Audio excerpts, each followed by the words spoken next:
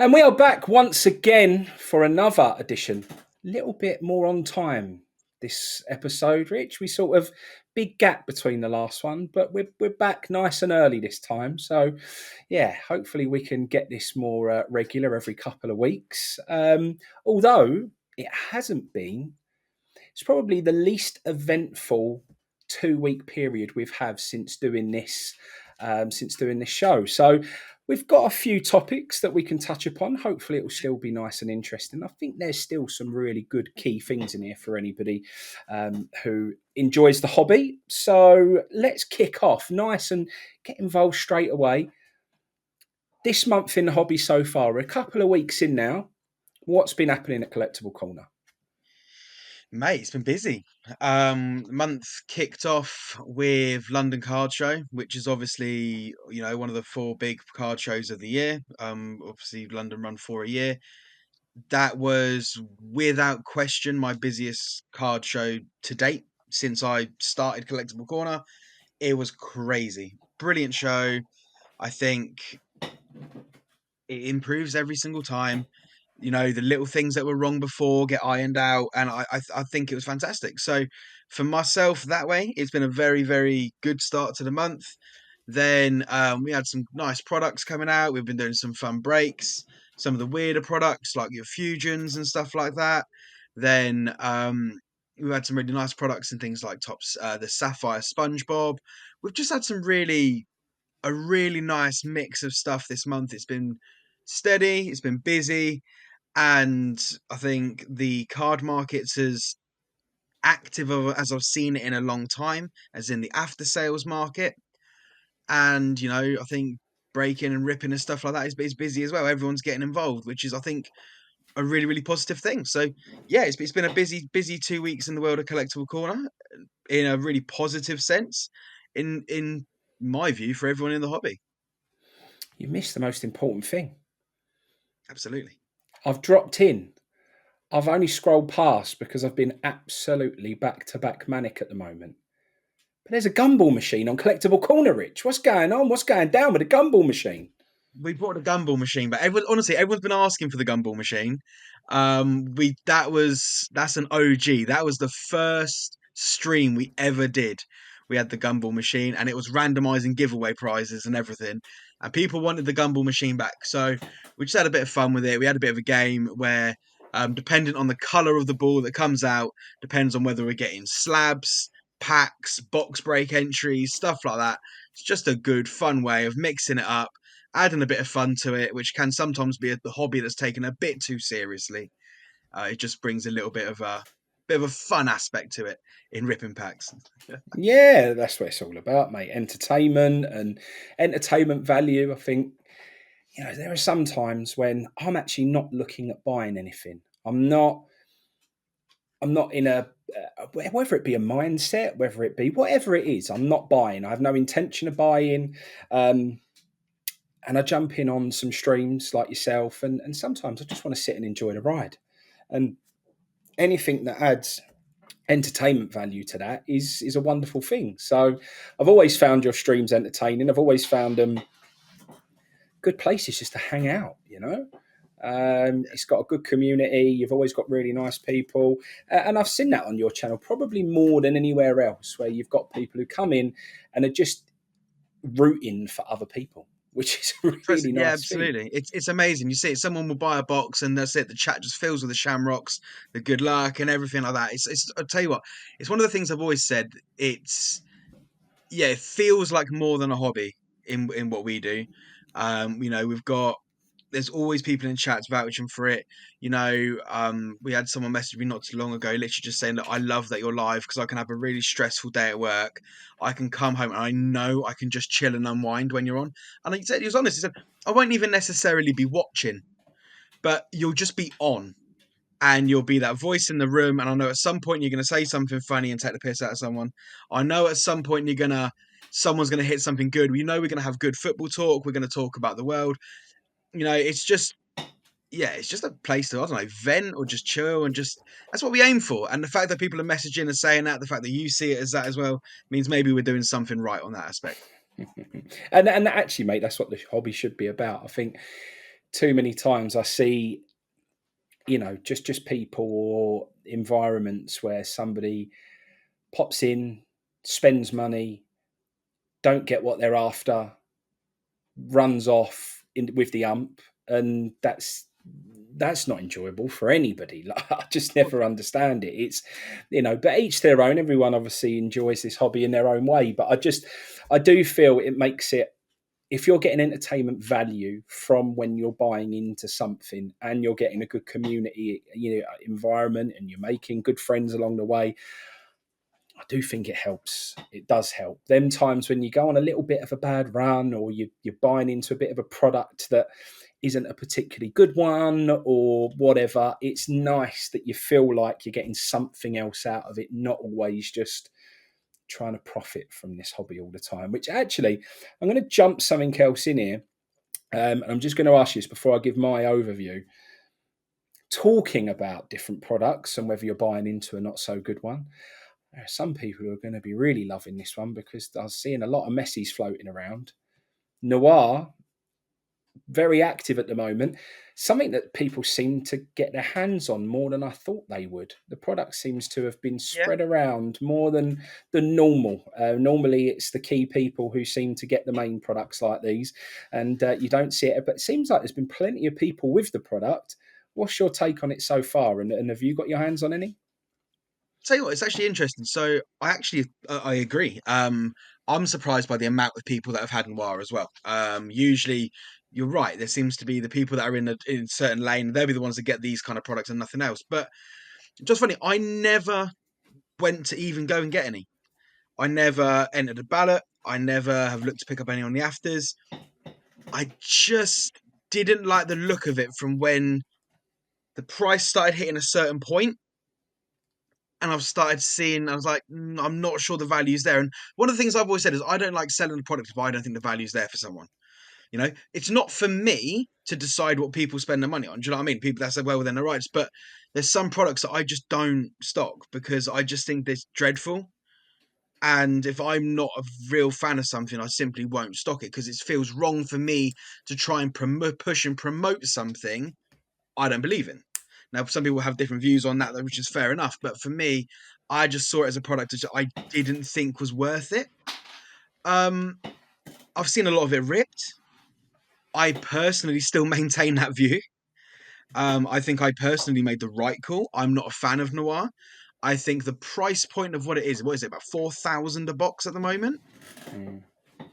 To me, that's crazy. Um, when I'm seeing sticker messy autos coming out, okay, yes, we've got the Spotlight is the on card, um, but I'm seeing sticker autos coming out on a product that's costing 4,000 a box, and that just feels so wrong to me. When we're touching, National Treasure's flawless money, well, we're well above National Treasure money. This is a super premium product. I Mm. just don't think it's hitting the mark, and the checklist is all right. I don't know. I do think I'm probably in the minority, but I'm not a fan of Noir this time Yeah, round. just had a I feel quick like we've check on maybe sports swapped roles. trading cards. £2,400. So it's Okay. it's big money. Big money. I mean, like you Yes, say, that so is, it's National Treasures money. You could buy a yeah, box of National Treasures Qatar for the same money. yeah, I know what I'd rather buy, personally. yeah. For me, there's not a debate between the two products there. But Very, very fair. Very where, fair. where, where are Well, you with it? Where are you with it? yeah, I mean, I haven't seen too much of it. If I'm honest, I've been head down. You might be able to see there a new label printer. So there's a lot happening with regards to grading here, improving the quality of everything, lifting everything up. So I think a lot of things you can stand still, and that's nothing that we've never done that. We've always tried to be ahead of the game. We've always tried to be ahead of the curve, and quite often we take a step back and evaluate where things are. And with regards to Ace and the struggles that they're having, that's not putting a knock on what they do as a company. I think in the UK they've kind of set a bit of a standard. To be perfectly honest with you, they've actually created their own little ecosystem, their own little market, and we've never seen a UK grading company be able to do that to this point, where there are legitimate, there's enough sales to give legitimate comps from a UK grading company. I think Yeah. that is, I think so. They've done really well with regards to a Pokemon side of things, but again, got too busy, didn't see that. Well, maybe they did. Not who am I to say? But what a lot of people are saying now, they've slowed down a bit. Harder to get submissions in. At one point, submissions were closed, and then people are starting to say that the quality control is slipping a little bit. Again, I'm not privy to any of that. I'm not sitting here saying that's happening. But when you feel like people are looking for an alternative, and we know how difficult it is to grade with PSA now, how long it takes to grade with PSA, Beckett's become even more difficult. I know you find ways around these things, which is amazing. But if you want a nice, and what I'm seeing, to be honest with you, mate, it's just such a fast-paced changing market, more than ever. Like you said, because there's more liquidity, because there's more sales. More sales means faster price changes. Faster price changes means you need a faster turnaround for grading. It's as simple as that. So by the time you send it off to PSA, you wait for it to come back, the market's totally changed. Perfect example, and this isn't sports, this is Pokemon, but look at the Mega Charizard, the Japanese. When that first came out, the numbers that was doing was phenomenal. Now, all of a sudden, because PSA got hold of a load of these, and because you can grade and instantly sell your cards when you send them off to PSA now, they're going for like $900 now. Now, I do think there's an opportunity there. I mean, I'm going to pick up as many as I can at $900 because I think there's only one way that's going to go, and it's going to be up again. But, it's such a fast-paced changing market that when you pulled that card, you would have been looking at it thinking, well, I'm getting $2,000 out of this. And a week later, it's down to 900. It's a big, you'd be like, ouch. So it is, I think people need a faster option. So we've been working hard on that. We've been working very hard on releasing the Stacked and Packed Series 6 for sports. So that's on its way. I've got the new Series 6 stickers down here. So all of our products will be series runs now, which will meet the guidelines that Whatnot. We haven't appealed to try and put our repacks on Whatnot as an approved repack yet. We haven't even bothered starting that process. But I believe in what they're trying to do. I think a standard should be met for repacks in this country. And we were screaming about it for a long time, way before they ever decided to put these sort of regulations in. I'm a little bit like, I read their terms and conditions. I read what criteria you have to meet. And then I look at the approved repacks. And then I go on their websites and they haven't met the criteria that Whatnot is setting. And it's like, well, hang on a minute. You've approved them, but they haven't got everything you've asked for. So there obviously is a bit of favoritism there with regards to approving people who are the people that are important to their platform, which that I don't love. But I do agree that there should be some criteria set. So we are now going to have series stickers. We have security stickers. We've got QR code and serial number checkups on the website. So anybody at any time can check the QR code to see if it scans as an authentic Stacked and Packed product. They also can check the serial number to check that is from the correct series and everything, nothing's been tampered with in terms of that either. And then we've also even put things like our break spot calculator. So based on the value from the series. So say we've got some really nice big high-end chase cards that are Barcelona. And then we've got some nice chase cards for the Everton spot. But the Everton spot, in terms of overall value in the product, overall value for each card that could be hit in that spot, is 60% less than the value you could hit in the Barcelona spot. You breakers or myself or whoever it is can go online and they could put in, right, there's this much value in the product. There's 10 Stacked and Packed heavyweights. There's 5 Stacked and Packed this, there's that. And that all adds up to £600. Put the value in, hit enter, and it tells you what the spot prices should be across the board. So it's it's nice and transparent, and it shows that we're not manipulating, or we're not trying to overcharge for spots and the value that's within the product. Everything is very, very fair. And that's all worked out on a percentage of value within that particular series for that particular team or that particular spot. So we're taking it one step further. That isn't a criteria of whatnot, but we want to be even more transparent. We want to be even more fair. And that ties into the hobby fair play initiative that we've always said we want to have. I think that's really important as well, because we've sometimes had, we've been running breaks on the TikTok with Stacked and Packed, and we do, one of the ones we love doing at the moment is Stacked and Packed, between 8 and 10 repacks and a Premier League hobby box. Beautiful, fantastic mix. It's had some awesome results, and people very rightly come in and go, "How the hell is Crystal Palace more than Chelsea?" Yeah. And you go, "That is a great question. Let me explain why Borussia Dortmund makes a Mm-hmm. massive impact here." Yeah. And it's because, how easy, I'd argue that there's a lot of Haaland and Bellingham Dortmund cards that are worth way more than any Way more. Chelsea card that's ever been printed. Yeah. You know, it's you just have that as a genuine, really, you got to be realistic. So that's how that balances out. You got to look across the teams that you get with each spot. Why is Brentford so much? Well, England exists. England is in that bracket, and the variety of England cards that you can hit is huge. And I think that's the big thing. And obviously giving transparency to that. And we've always been very open and honest. And that's why I love it on TikTok. This is the price you will pay for that spot. These are the teams that you can get, and these are the products in that break. And, we've always said that transparency is the most important thing, because transparency builds trust, and trust enables you to be able to produce a very, very good product. And the the evidence is there, where we maybe have Stacked and Packed it once a week because you just simply can't produce it fast enough.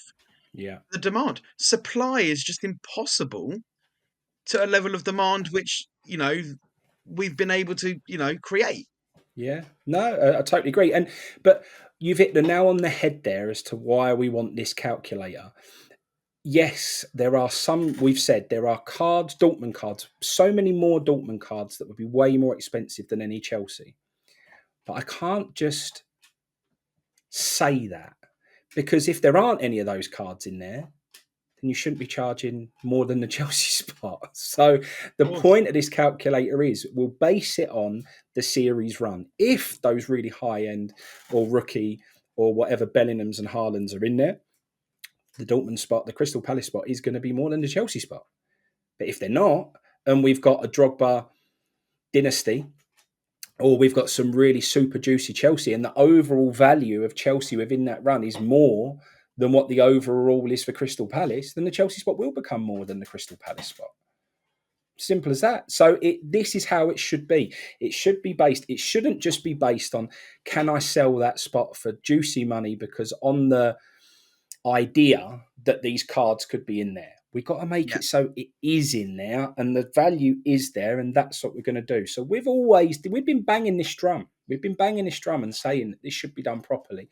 It should be done in a way that's fair. And everybody, you should never charge anybody money for stuff that. So that's why we want to bring this series running.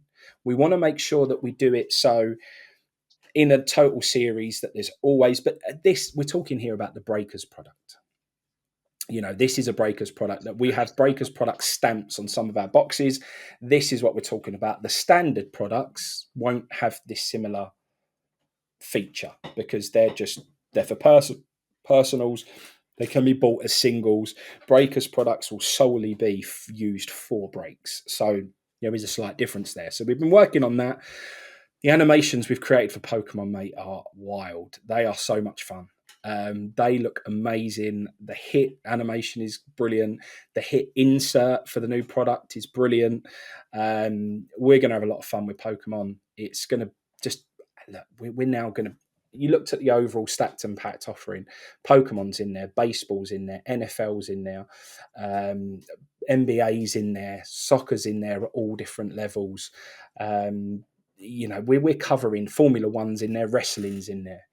we're starting to cover the entire hobby, and I think that is super, super important. It puts a lot of work on us, and it means that we've got to be buying correctly for so many different sports. But ultimately, that's what we want to bring. It's a hobby, and it shouldn't just be narrow. I want that, and I've always said to you, and I always rave about the Collectible Corner channel, but you've always had brilliant variety. You've always had an offering for everyone. And I think that's so important that, we're not becoming a company that only focuses on the things that people bang on about, and people try and make the hobby have to be a certain way. Oh, you should only be collecting right now your Mal, and you should only be collecting Messi and Ronaldo. Well, some people don't want to collect your Mal, Messi, and Ronaldo. Some people want to collect what they like. And I saw a video, one of the Tops videos recently, of the best Griezmann collection and the amount of one of ones and superfractors that they had of Griezmann. They want to collect one of one Griezmann. Let them collect one of one Griezmann. Like, we've got to cater for everyone, and I think that is a really, really important thing. I absolutely agree, mate. 1,000%. Moving on, mate. This is a really important one for me because, as you know, we're buying heavily at the moment, and we've been buying heavily now for the past, probably 8 weeks, because we're getting ready for this Series 6 launch of all these new products. But we sort of feel the market at times. November and December, for anyone who's in this hobby, are unbelievable months to capitalise on, and there's for two reasons. Post national organisation. So people have gone to the national, they've bought, sold, traded, they've got remaining stock. They sort of have a national hangover. But by November, all of a sudden, they seem to get themselves reorganised again, and everything starts to flood into the market. And also people wanting cash before Christmas. So for me, it seems like there's so much more good quality stuff and just inventory everywhere that you see it, whether it be in card groups, whether it be on eBay, no matter where it is, people are. So I'm not saying this is for everyone, because there'll be plenty of people who can't spend on the hobby in November and December because Christmas is just around the corner. But Of if you course. do have some money to enjoy the hobby with in the months of November and December, I'm really starting to believe there's no better month. And actually, it showed, because my bookkeeper turned around to me and said, "Why every single November do you spend £15,000 on cards?" And I went, "What?" She went, "Well, look, you haven't spent hardly anything this year." And she went, "This November you've gone to town, and last November you've gone to town, and that weren't even a conscious thing. It's because I'm always looking, and it must be the fact that all of a sudden all this good stuff comes into the market, and I'm like, yes, yes, yes, yes, yes, I'm going to have it, because there are better deals than there's been all year in the month of November. So I'm loving it at the moment. I'm loving it. My bookkeeper's not, and the cash flow's not. But I think it's an amazing time to, if you're not doing breaks and not doing those things, or not buying sealed product, the actual aftermarket of sports cards in the month of November for me is fantastic. Yeah, no, I'll be honestly, like, I almost kicked off the podcast by saying it, didn't I? I literally said, like, it feels like such an active market at the moment. So many deals are being done everywhere. But yeah, I think the deals are out there to be had. So if you are after picking stuff up at the moment, just be looking. I was talking to someone the other day, and some of the sales they'd had on their eBay were crazy. Like cards, I showed a card that I stood there and offered. I said, look, I'll give you 540 on it. It was a strong card. I think it was a 600 was the most recent comp. So I said, look, I'll give you 540, 90%, which is very fair in this game. He said, yeah, do you know, give me a couple of days to think about it. He messaged me not 12 hours later. It had sold for 880 on eBay. It's gone crazy. So the market's just got both sides of the scale at the moment. It's just there's so much happening. I think it's just that biggish cycle of all of the cards where there's the people that need to sell and there's the people wanting to buy, and I think they really come to meet at this sort of time. Yeah, no, I completely agree. It is my most fun time of year for sports cards, and yeah, well, any inventory really, but sports cards in particular. It seems to be a an opportunity month where you can really just go and yeah, just get the very best deals out. And do you know what, mate? It wasn't even just the deals; it was the cards. I've been saying to you that pre-national, because everyone holds their inventory, they don't want to give up their best stock Yeah, because they yeah. want to take it to the national. Um, I was like, there's just no good cards out there. I was looking for Manchester United cards and looking for big hits, and there's just nothing there. I was saying to you, there's nothing I can buy. Not just is it not the right price, but there's no actual cards that I'm even interested in. And all of a sudden, this month, it's just gone boom, like everything's there. So I'm loving it. Right, I'm going to play a little game now. I told you about this before we went live, but I'm actually going to just have a little bit of a slight change on it. I think there are probably four big hobby driven apps, whatever you want to call it, platforms, being Whatnot, eBay Live Now, TikTok, and Fanatics. So they're the four. I'd like you to rank them as what you feel are the ones that you, I guess, get involved with the most. Not as in how they are as what your opinion is on them. I'm not doing that to you. That would be a bit harsh. But how active you are in each of them, rank them, and sort of give me the reasons why and what your thoughts are of each platform. Yeah, fair enough. I mean, I think okay, if we're going to which ones I use the most, number one is obviously TikTok. It's my bread and butter. It's my home. It's where we do all our business, and it's where if I then finish my live, I end up scrolling through and I'm onto the next one, and I'm seeing someone else. I'll stay, I'll watch because I know a lot of the streamers and I talk to them, etc., etc. So TikTok's going to be number one. Number two will be Whatnot because obviously we have Ewan that streams on Whatnot as well. So I'll be over there, see what he's doing. And then every now and again, I'll jump into a single stream, see if there's anything I fancy. Then, yeah, probably Whatnot. Maybe because it's sometimes got some interesting things to watch as well. You'll have some nutter breaking an Eminence box. I'm like, well, I've got to watch, because at the end of the day, I'm a card guy. I want to watch the Eminence break. And that tends to be where that stuff goes. Then with the other two, which I think are probably everyone's other two, the one that I had the most hope for and was willing to throw all of my eggs at the basket of when I heard it was coming, third will be eBay. I think eBay Live has all of the potential in the world. I just think they're going about it slightly wrong. I've seen some people move over there. I've seen some people jump. For me, it just doesn't quite make sense at the moment. It's not quite working. And I think we'll probably touch on our reasons we think why. And I think we're both going to say the exact same thing. And then number four is Fanatics. And it's not just because I've got a little bee in my bonnet about Fanatics. It's where is it? I don't understand. I heard all this in Fanatics Live coming to the UK. I'm like, brilliant, sweet. Found out it was based on Vogt. Makes a lot of sense. Okay, now we're talking. Vogt was I actually preferred Vogt to Whatnot Mm. back in the day. I really did. I thought it was the better platform. So I thought everything was making sense. Where is it? You know? Is it just dreadfully marketed? Is it I don't understand. I keep getting messages like, oh, come and sell on there. I'm like, to who? You want me to go on there and sell? Who am I selling to? Because I don't know a single person that uses it. Mm. The only Fanatics platform I know that people are using is the auction site. That's the only Fanatics that I've gone on to or seen other people using. Yeah. Um, so yeah, it's a weird one. I don't understand with Fanatics because you look at it and think that should have every single precursor for what it's meant to be. And if it worked the way that us as breakers were first told it was going to work when we first came through with it, it would have changed everything. And it would have been the number one platform. But they pulled out of that. And I'm not going to say too much because I don't know where everything lies. But if the promises that were first made were upheld, it would be the number one break platform right now.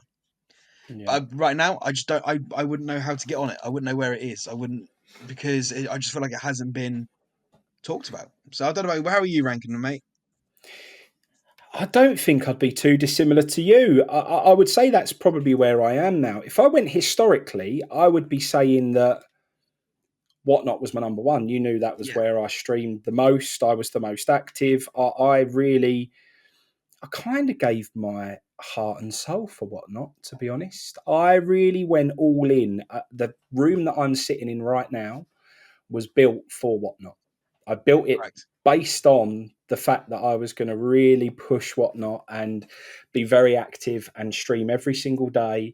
And unfortunately, we just haven't continued the business relationship. And I don't know why that is. And I'm not saying it's anything that anyone's done or there's anything negative.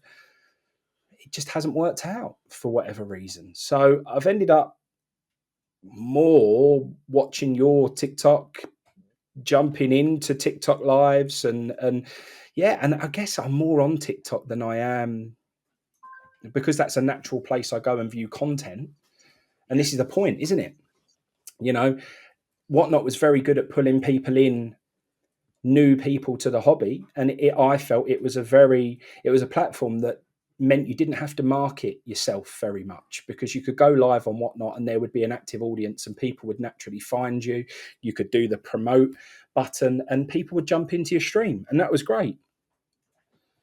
But when you're not on Whatnot, and I do feel like their marketing isn't as active as it was, and that's probably because, like any business, you have big pushes and you can't always continue spending huge amounts of money on marketing constantly. You have to have these, moments where you spend your marketing budget wisely. But they sort of went less active at card shows as well. I mean, there was a London show where yeah. they didn't actually have much of a presence at all. I went around trying to find them and couldn't find them.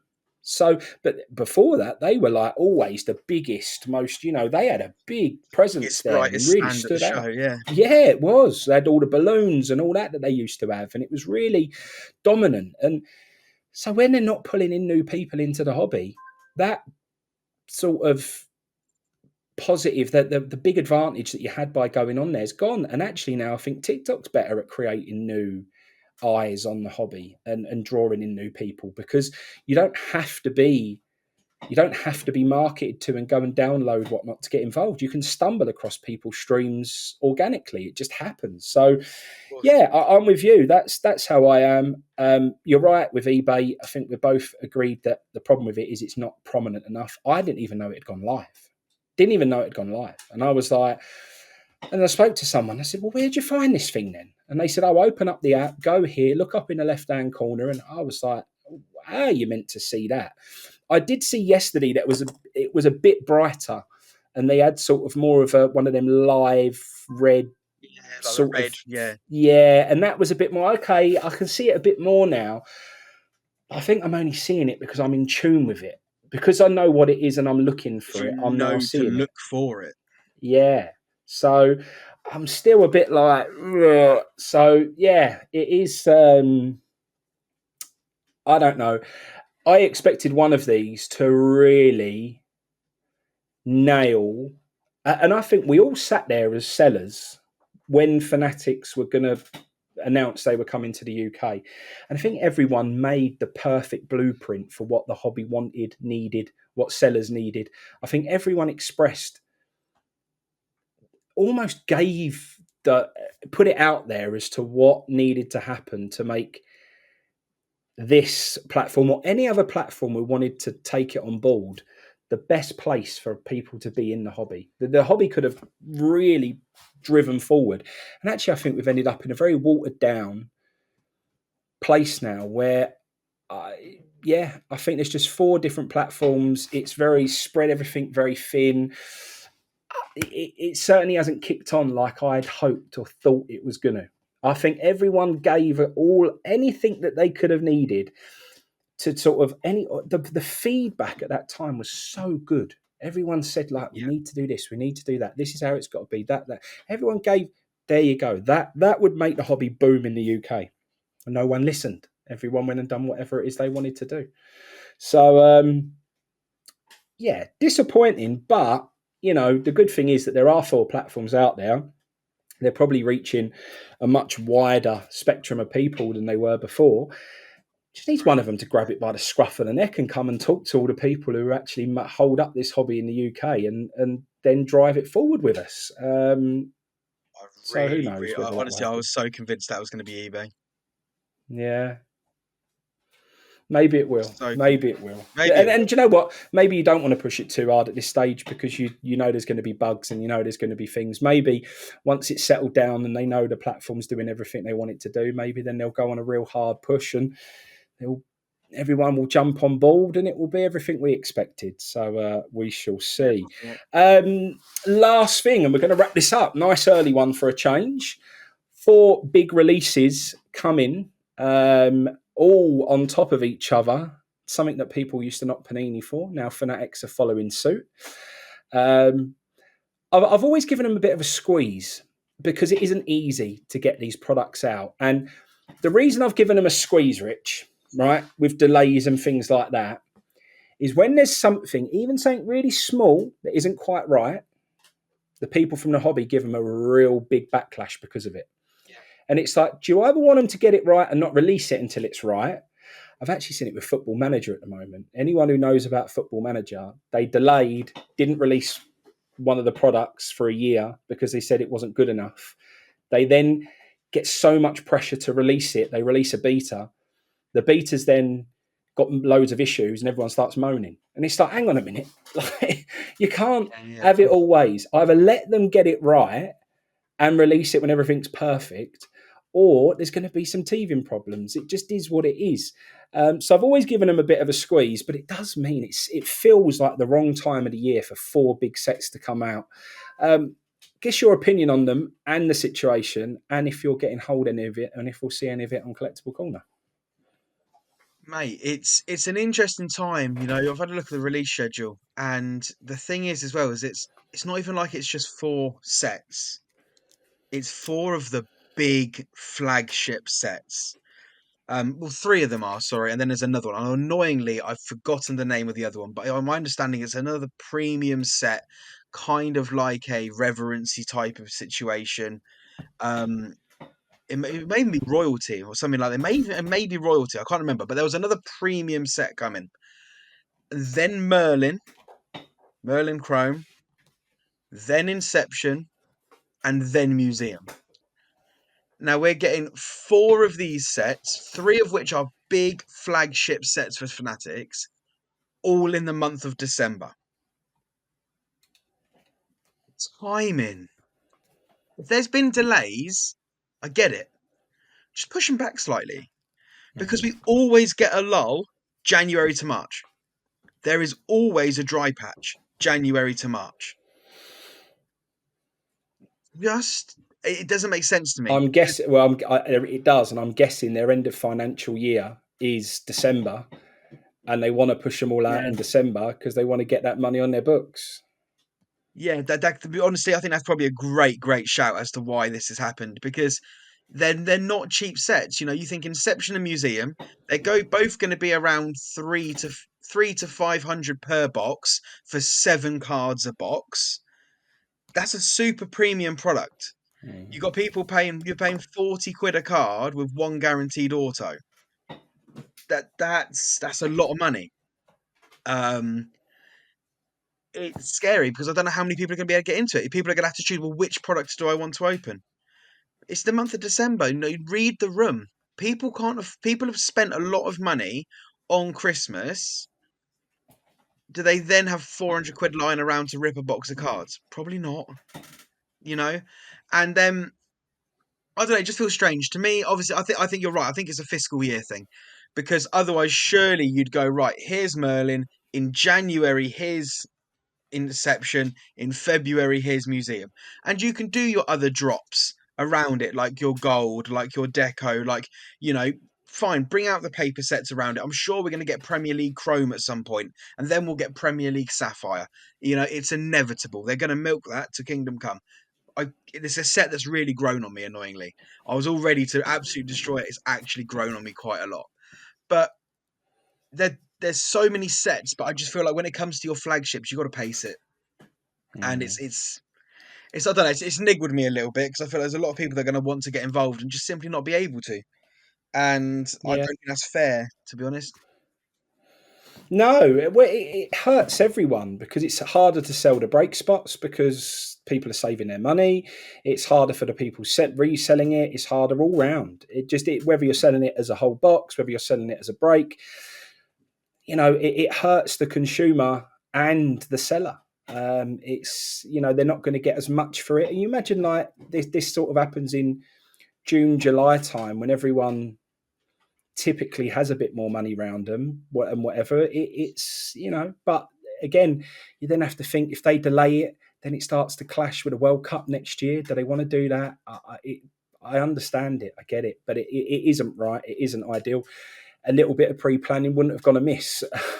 Yeah, So I maybe from their perspective, they think, well, people couldn't afford this type of box because they asked for it as a Christmas present or something. I don't know, but it does seem like it's a bit more hard work with it all coming out all on top of I mean, each if other in anyone wants to buy December. me a box of Inception for Yeah, Christmas, if I'm oh, the bloody hell. mood. I know what to get you for Christmas now, Rich. That was a touch. Yeah, Secret Santa. We end up with each other. That'd be dreadful, wouldn't it? But Well, I mate. do agree. I think the with the print production running, you're right. And the thing is, I think you're right with the delays. The thing that confuses me sometimes though is when we get the delays and they still get it wrong. Like Yeah, I know. look at the kabooms this year in Club World Cup. Yeah, We waited all of this time, and then they didn't even have the explosive print on the kabooms, and you're like, how have you made that mistake? yeah, And then you've ummed and ahed, and then you've gone with it, and I didn't understand it. Surely you just put redemptions in. Surely you put a redemption for the Kaboom card or something like that just to get it gone and get it right. But I do agree. I do feel sorry for companies, because we will always rip you apart if you get it wrong, and then we'll also complain if it's not out on time. yeah. So yeah, it is a little bit rock and a hard place. I will accept that. No, it is. But like I say, mate, I think we've put some things to rights on here, like we always do. But I think it's a good place at the moment. It's a thriving hobby at the moment. I think we're all enjoying it. There's great opportunities out there. We've gone heavy with releasing these new products. I hope people are going to enjoy them. They'll be seen very prominently on Collectible Corner. So if anyone is looking at getting involved with a new Pokemon or Series 6, then definitely give Rich's TikTok shop a follow because that's where you're going to see a lot of these products landing, and he'll certainly be the first man to get his hands on them. So that'll be exciting. And yeah, hopefully it all goes down really well. I hope people enjoy it. The new website is going to be all singing and dancing soon, and all those new features are going to be on there. So yeah, I'm looking forward to it. It's going to be a very busy but very fun time right through until Christmas now. And the good thing is, I think, like you said, there's some big premium products that people are going to feel a lot of pain from now until Christmas. But hopefully, in between it somewhere, if somebody comes and buys one of our stacked and pack products, they'll get proper value. And it could just be the thing that makes them feel a little bit better about the hobby when all of these big products are floating around. So Love that. yeah, I enjoyed that, mate. I think we didn't have any juicy topics to talk about this time, but I still think a really good episode with some really good information in there. So Absolutely, mate. let's Absolutely. jump back on before the month ends and get another one in, and hopefully we'll have something nice and juicy to talk about. Normally doesn't take long for the hobby to throw up a little whirlwind or something Spit that we can something get out, our won't it? teeth into. Yeah, absolutely. Right then, mate, top man, and we'll see everyone again soon. Catch you in a bit.